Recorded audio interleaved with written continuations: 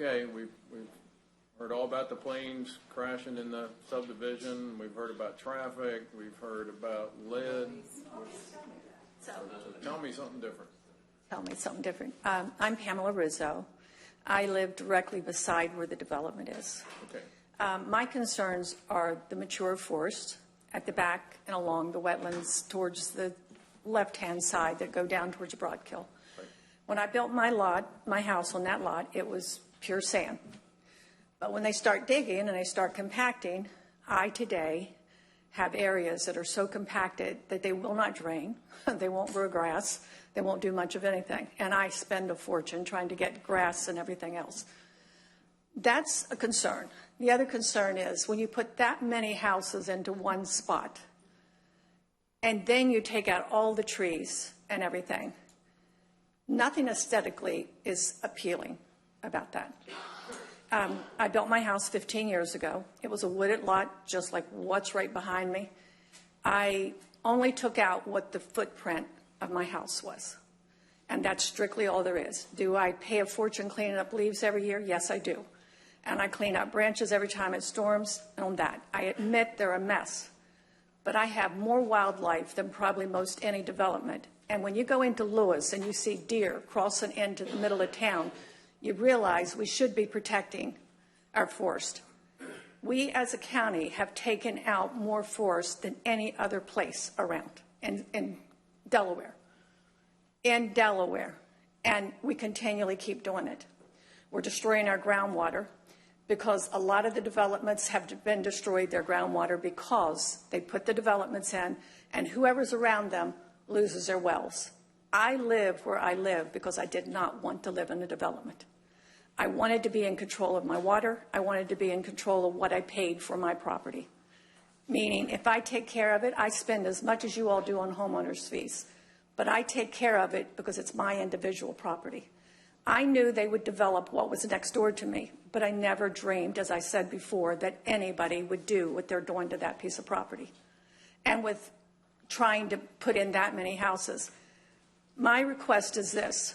I want at least 100 feet away from my mature forest that surrounds my house, surrounds the back of it, and I would think that every property owner that's in that end of Round Pole Bridge would request the same thing.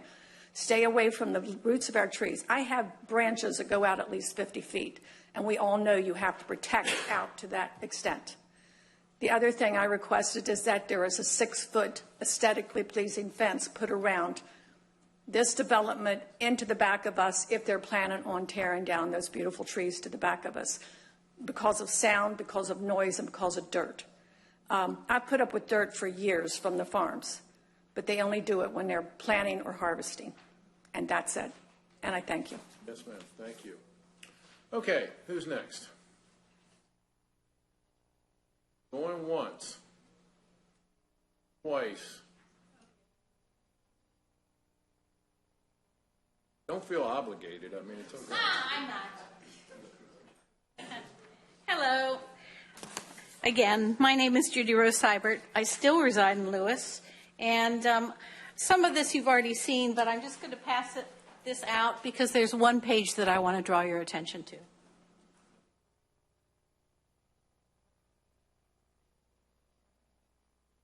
So we've already talked about what amount of the Delaware ecological network that this subdivision will impact.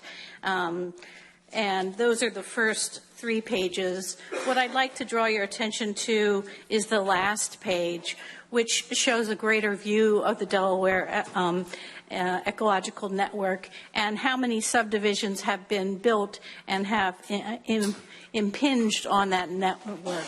These are the wildlife corridors. So I just want you to consider that this additional development will further impinge and degrade the Delaware environmental network. What else did I want to say? I guess I can't think of it. Thank you. Okay, thank you. Mm-hmm. All right. Anyone else?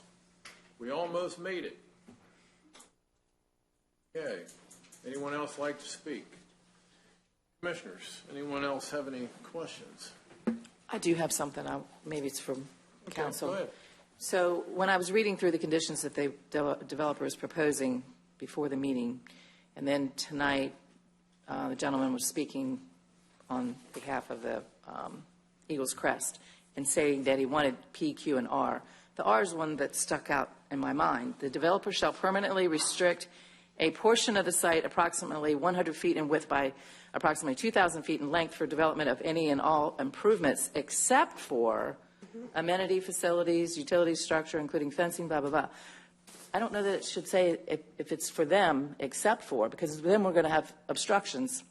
And we had people testify tonight that they, we're talking about putting pickleball courts there. So is it okay to hit somebody playing pickleball rather than slamming into a house? I don't think that's how that should be read. I can explain. So based off the information that we actually submitted into the record on the email correspondence and all the back and forth with David Hutt, who represents Eagle Crest, and John Pardee, who represents Hudson, we came up with this particular condition R because the primary concern, as it was explained to us, was actually the first 100 by 1,000 feet area. And on the RDA 1 area, that is where we actually only proposed below or at grade improvements. And that's why the RDA 1 area is much more restrictive than the RDA 2 area. And based off of our professional, Mr. Lamb, we actually didn't have to do anything. However, we voluntarily provided for this 100 by 2,000 feet area.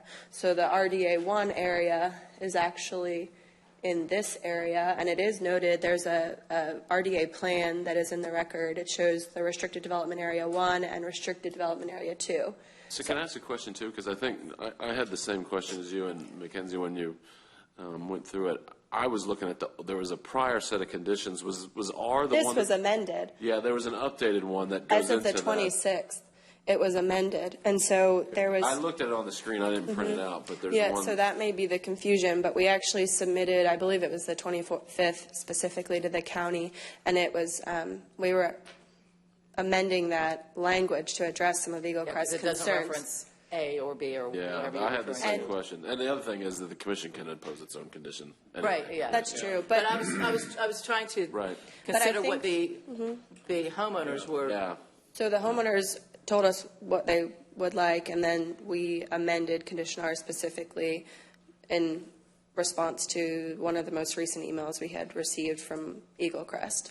And that's when we broke down the area into RDA 1 and RDA 2 and did specific exceptions for both areas after we understood that the very important area, the area they were most concerned about from our understanding, was a 100-foot by 1,000-foot area. And there were exceptions in that area as provided in the updated copy. And that is posted on the county's website and submitted into the record. All right, thank you. Were there any other questions? I'm going to ask a radical question. Sure. Probably. You can ask what it. would the development look like, and how many units would you fit in it if you accommodated what's being requested in terms of providing for an emergency landing zone? So we already moved six lots, Plus, I believe, into. plus accommodated all of the concerns about removal of forest and development in the forest area. What would you end up with? Or I need my engineer. I think it's okay. An approximation. Approximate. So, yeah, it's Lose that entire. a very, very difficult approximation. I mean, it would crush your land area, basically.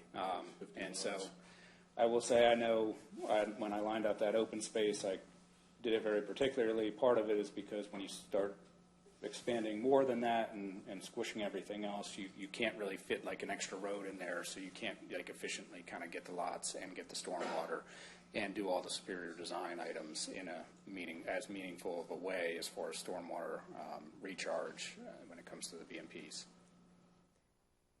Thank you. Okay, anything else, commissioners?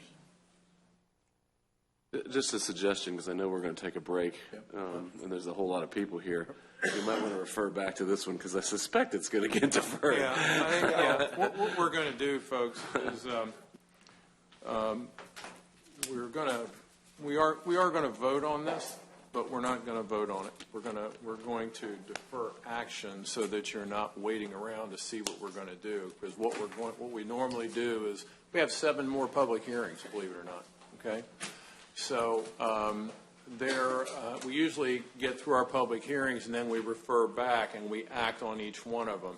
Most of the time we defer action. I can tell you that's what's going to happen. So we're going to go ahead and do that now so that you won't be worrying about it. Okay. So, but can I don't have to close the public hearing first. Yeah, I think I do. Yeah. Okay. Now, if you just bear with me for a second, okay, because we're going to close the public hearing and you're going to take that as the signal to get up and run away, and then there will be all this noise, okay? Give me 90 seconds, okay? Okay. We're going to close the public hearing. I thank all of you for being here. You were remarkably well behaved, even though I had to yell at you 2 or 3 times.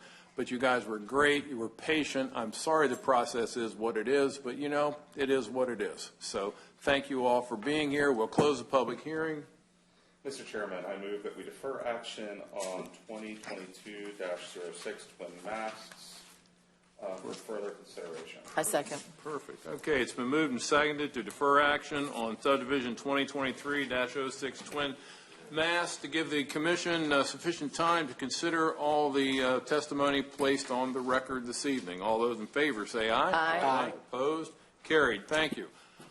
We'll stand in recess until